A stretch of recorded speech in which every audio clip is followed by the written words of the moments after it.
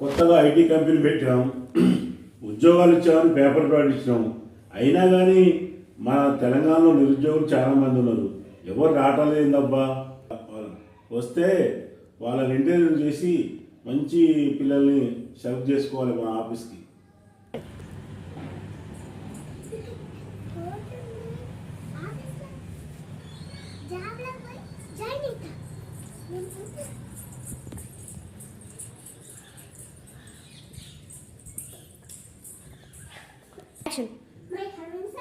Coming.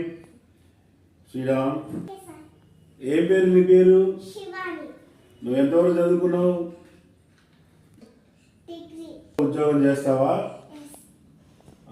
జీతం అయితే 15,000 బతకగలుగుతావా? మరి కంపెనీలో నీట్గా ఉండాలి, కంప్యూటర్ పని చేయాలి,